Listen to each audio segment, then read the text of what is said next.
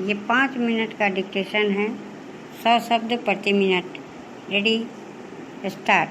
कुछ समय पूर्व प्रधानमंत्री श्रीमती इंदिरा गांधी ने अखिल भारतीय आदिवासी विकास परिषद के वार्षिक सम्मेलन का उद्घाटन करते हुए स्पष्ट शब्दों में कहा था कि देश में आरक्षण की नीति तब तक जारी रहेगी जब तक कि समाज के सब लोगों को विकास के समान अवसर प्राप्त नहीं हो जाते और हर व्यक्ति प्रजातंत्र के फायदों का उपभोग करने नहीं लगता। आरक्षण की नीति जारी रखना आज भी उतनी ही आवश्यक है जितनी कि यह लागू करते समय आवश्यक थी।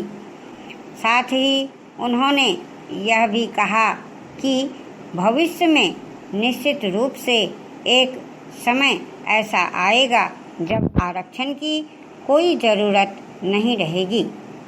श्रीमती गांधी ने कहा कि उनकी सरकार देश की विभिन्न समस्याओं से परिचित है और वह इन समस्याओं को हल करने की हर संभव कोशिश कर रही है।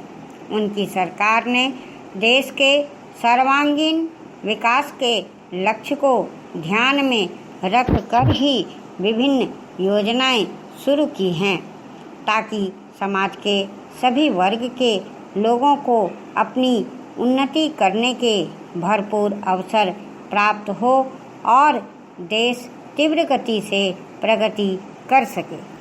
समाज के सभी वर्गों के लोग इस देश की संतानें हैं और उन्हें इस बात का पूरा अधिकार है कि वे अपनी समस्याएं सरकार के ध्यान में लाएं, परंतु लोगों को इस बात की सावधानी अवश्य रखनी चाहिए कि उनका तरीका प्रजातांत्रिक हो और उनकी कोई भी कार्यवाही राष्ट्रीय हितों के प्रतिकूल न हो।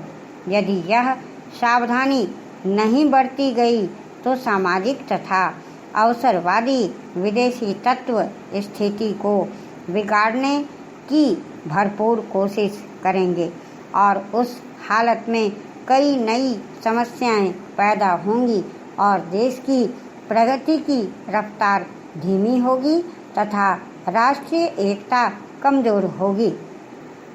श्रीमती गांधी ने स्वीकार किया कि आदिवासियों की समस्याओं को अब तक न सुलझा पाने के लिए कुछ हद तक सरकार भी जिम्मेदार है। उन्होंने सुझाव दिया कि आदिवासी क्षेत्रों में लागू करने के लिए योजनाएं बनाते समय आदिवासियों की स्थिति, उनकी भावनाओं तथा आवश्यकताओं का विशेष रूप से ध्यान रखा जाना चाहिए।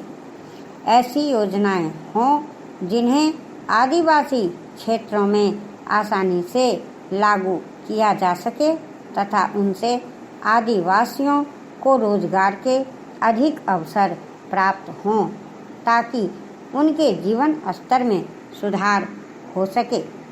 ऐसी योजनाओं में वन विकास की योजना भी महत्वपूर्ण है। वनों के उपयोग गिनाने की जरूरत नहीं है। ईंधन, इमारती ढांचा और पशु आहार ही नहीं अपितु अन्य कई प्रकार की वस्तुएं वनों से प्राप्त होती हैं। वनों पर हमारी निर्भरता निरंतर बढ़ती ही जा रही है।